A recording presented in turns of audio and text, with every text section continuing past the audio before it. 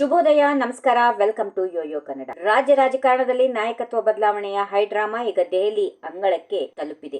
ಒಂದು ಕಡೆ ಸಿಎಂ ಸಿದ್ದರಾಮಯ್ಯ ಅವರಿಗೆ ಕಾಂಗ್ರೆಸ್ ಕಾರ್ಯಕಾರಿ ಸಮಿತಿ ಅಥವಾ ಸಿಡಬ್ಲ್ಯೂಸಿ ಸಭೆಗೆ ಆಹ್ವಾನ ಸಿಕ್ಕಿದ್ದು ನಾಳೆ ಅವರು ದೆಹಲಿಗೆ ಪ್ರಯಾಣ ಬೆಳೆಸುತ್ತಿದ್ದಾರೆ. ಆದರೆ ಇದೇ ವೇಳೆ ಡಿಸಿಎಂ ಡಿಕೆ ಶಿವಕುಮಾರ್ ಅವರಿಗೆ ಆಹ್ವಾನ ಸಿಗದಿರುವುದು ಮತ್ತು ಅವರ ದೆಹಲಿ ಭೇಟಿ ವಿಫಲವಾಗಿರುವುದು ಹಲವು ಅನುಮಾನಗಳಿಗೆ ದಾರಿ ಮಾಡಿಕೊಟ್ಟಿದೆ. ಇದರ ಬೆನ್ನಲ್ಲೇ ಡಿಕೆ ಸುರೇಶ್ ಅವರು ಮಾಡಿರುವ ಒಂದು ಮಾರ್ಮಿಕ ಪೋಸ್ಟ್ ಈಗ ಕಾಂಗ್ರೆಸ್ ವಲಯದಲ್ಲಿ ಸಂಚಲನ ಮೂಡಿಸಿದೆ. ಅಷ್ಟಕ್ಕೂ ಆ ಟ್ವೀಟ್ ನ ಹಿಂದಿರೋ ಅಸಲಿ ಮರ್ಮವೇನು ನೋಡ್ಕೊಂಡು ಬರೋಣ ಬನ್ನಿ.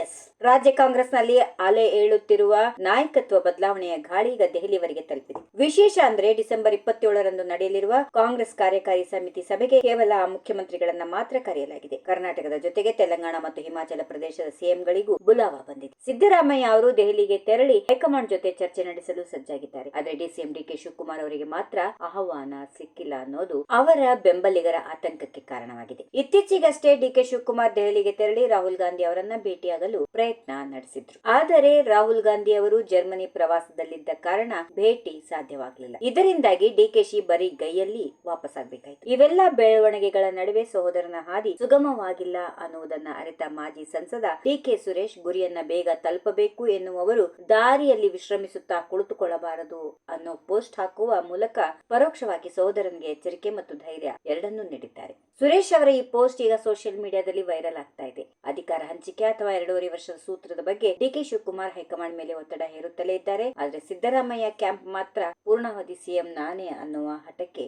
ಬಿದ್ದಿದೆ. ಈಗ ಸಿಡಬ್ಲ್ಯೂಸಿ ಸಭೆಗೆ ಸಿದ್ದರಾಮಯ್ಯ ಅವರನ್ನ ಮಾತ್ರ ಕರೆಯುವ ಮೂಲಕ ಹೈಕಮಾಂಡ್ ಸದ್ಯಕ್ಕೆ ಅವರಿಗೆ ಬೆಂಬಲ ಸೂಚಿಸುತ್ತಿದೆಯೇ ಅನ್ನುವ ಚರ್ಚೆ ಕೂಡ ಶುರುವಾಗಿದೆ. ಒಟ್ಟಿನಲ್ಲಿ ಕಾಂಗ್ರೆಸ್ನಲ್ಲಿ ಈಗ ನಾಯಕತ್ವದ ಸಮರ ಕ್ಲೈಮ್ಯಾಕ್ಸ್ ಹಂತಕ್ಕೆ ಬಂದಂತಿದೆ. ಡಿಕೆ ಸುರೇಶ್ ಅವರ ಈ ಪೋಸ್ಟ್ ಕೇವಲ ಸುಭಾಷಿತವೋ ಅಥವಾ ಹೈಕಮಾಂಡ್ ಮತ್ತು ಸಿದ್ದರಾಮಯ್ಯ ವಿರುದ್ಧ ಅಸಮಾಧಾನವೋ ಅನ್ನುವುದು ಸದ್ಯದ ಪ್ರಶ್ನೆ. ನಾಳೆ ದೆಹಲಿಯಲ್ಲಿ ಸಿದ್ದರಾಮಯ್ಯ ಮತ್ತು ಹೈಕಮಾಂಡ್ ನಾಯಕರ ನಡುವೆ ನಡೆಯಲಿರುವ ಮಾತುಕತೆ ರಾಜ್ಯದ ರಾಜಕೀಯ ಭವಿಷ್ಯವನ್ನ ನಿರ್ಧರಿಸಲಿದೆ. If you like this video, ಬೇಗ ಲೈಕ್ ಮಾಡಿ, ಕಾಮೆಂಟ್ ಮಾಡಿ, ಶೇರ್ ಮಾಡಿ ಹಾಗೂ ಯೋಯೋ ಟಿವಿ ಕನ್ನಡವನ್ನು ಸಬ್ಸ್ಕ್ರೈಬ್ ಮಾಡಿ.